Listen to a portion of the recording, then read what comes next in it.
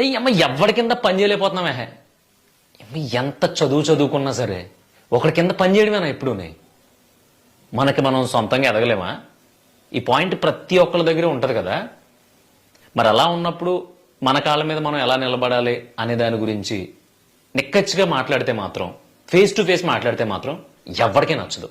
Video చూస్తున్న నీతో పాటు ఇప్పుడు 22 ఏళ్ళు చదువుకుంటాం. మనకు వచ్చిన చదువులో, మనకు వచ్చిన అత్యవసర మార్కుల్లో ఎవడో ఒకటి కింద ఉద్యోగంలో జాయిన్ అవుతాం. ఉద్యోగంలో జాయిన్ అయిన తర్వాత మనం పడే కష్టం ఉంటుంది చూసావా, అసలు మనం ఏంటో ప్రూవ్ చేసేసుకోవాలి. అసలు మనం చేసినట్టు ఈ వర్క్ ఇంకెవ్వడో చేయకూడదు. అసలు వాడితే నెక్స్ట్ ఇయర్ జీతం 5,000 పెంచేయాలి, 5,000 పెరిగిపోవాలి. ఈ రేంజ్లో ఒకడి కింద పనికి జాయిన్ అయినప్పుడు మనం చేసే గొడ్డు చాకరీ ఉంటుంది చూసావా, దాన్ని మనం గొప్ప కింద ఫీల్ అయిపోతాం. మనకు దొరికే చిన్న చిన్న ఇంక్రిమెంట్లకి, మనకి పెరిగే చిన్న చిన్న జీతాలకి మనల్ని ఎవరో వచ్చే శబాష్ ఎరగదీసుని అంత తోడు లేడు అనే చిన్న చిన్న అప్రిషియేషన్కి, ఇటన్నిటి కోసం మనం మన జీవితాన్ని దాదాపుగా 15 నుంచి 20 సంవత్సరాలు తాకట్టు పెట్టేస్తాం.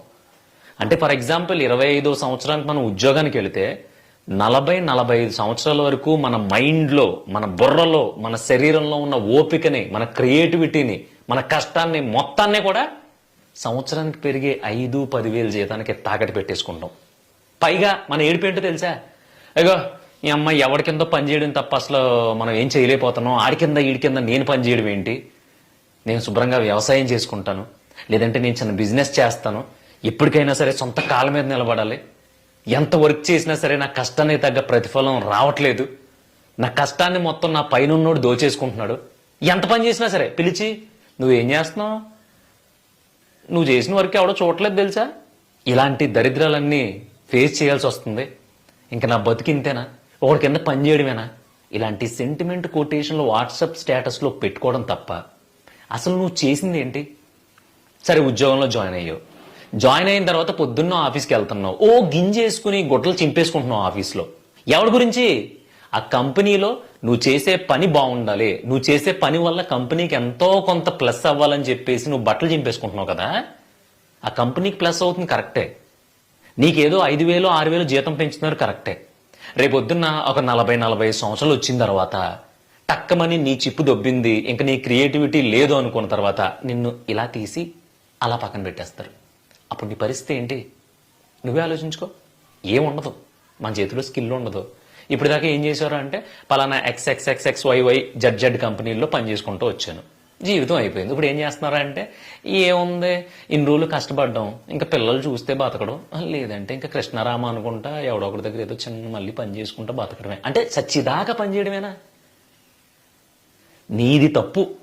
సరే నువ్వు ఉద్యోగం చేస్తున్న కంపెనీకి న్యాయం చెయ్యాలి, ఎందుకంటే నీకు జీతం ఇస్తున్నారు కరెక్టే. కానీ దాంతోపాటు ప్యారలల్గా పొద్దున్నే టైం ప్రకారం ఒక నిమిషం అటు ఇటు కాకుండా, పంచు కొట్టకపోతే శాలరీ కట్ అయిపోద్దనే భయంతో ఆఫీస్లో అడుగుపెట్టి టైం అవ్వకుండా వెళ్తే, ఒకవేళ టైం అయ్యేదాకా మనం టైం పాస్ చేస్తే ఉద్యోగం పోద్దేమో, ఇంక్రిమెంట్లు రావేమో అని ఒళ్ళు దగ్గర పెట్టుకుని పనిచేసి కొంపకొచ్చి నువ్వు కొంపకొచ్చి నీ పర్సనల్ లైఫ్లోకి ఎంటర్ అవ్వగానే అమ్మయ్య అయ్యో పొద్దున్న నుంచి అసలు మొత్తం ప్రెషర్ ఎక్కువైపోయింది, ఇట్స్ టూ మచ్ ప్రెషర్ అని చెప్పి ఏదో తొక్కలో సోజ్ చెప్పి బ్యాగ్ ఇసిరి పడదొబ్బి కాళ్ళు చేతులు కడిగేసుకుని అన్నం తినేసి ఇబ్బంది ఉంటున్నావు, లేదంటే వెబ్ సిరీస్లు చూస్తున్నావు, లేదంటే వెళ్ళి 2 సిగరెట్లు కాలుస్తున్నావు, లేదంటే ఎవరితోనో ఒప్పర మీటింగ్ అయిపోయింది. నీ జీవితం అంతే. అంటే నువ్వు ఎవరికో పని చేసేసో, అది నీ కూల్ ఇస్తున్నాడు, వచ్చో కొంపలో పడుకున్నావు, అక్కడితో నీ కథ అయిపోయింది.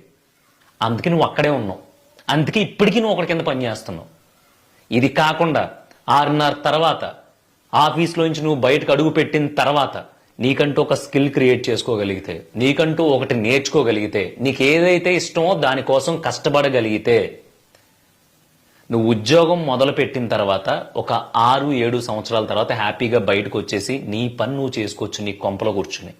అది ఎప్పుడు అంటే మన దగ్గర ఒక స్కిల్ ఏడిచినప్పుడు, మన దగ్గర ఒక కళ ఉన్నప్పుడు, మన దగ్గర ఒక క్రియేటివిటీ ఉండి మనం ఒక ఇన్కమ్ ఆఫ్ సోర్స్ని జాబ్ నుంచి కాకుండా బయట నుంచి తీయగలిగినప్పుడు. ఇది చాలా కష్టం, నీ వల్ల కాదు, కానీ ప్రయత్నించాలి. ప్రయత్నిస్తే కొన్ని సంవత్సరాలుగా అవుతుంది, కానీ నీకు కొన్ని సంవత్సరాల తర్వాత అయ్యేది అవసరం లేదు.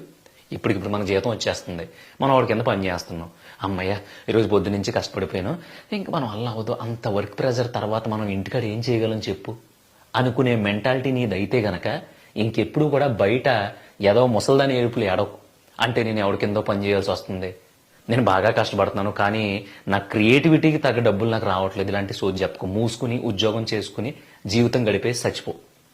లేదు నేను ఆడి కింద పని చేయడం ఏంటి అనే థాట్ గనక నీకు బలంగా ఉంటే, నువ్వు దాని మీద నిలబడగలిగితే గనక 6:30 తర్వాత నీ అసలు రన్ను, నీ అసలు పరుగు, నీ అసలు పని మొదలవుద్ది, గుర్తుపెట్టుకో.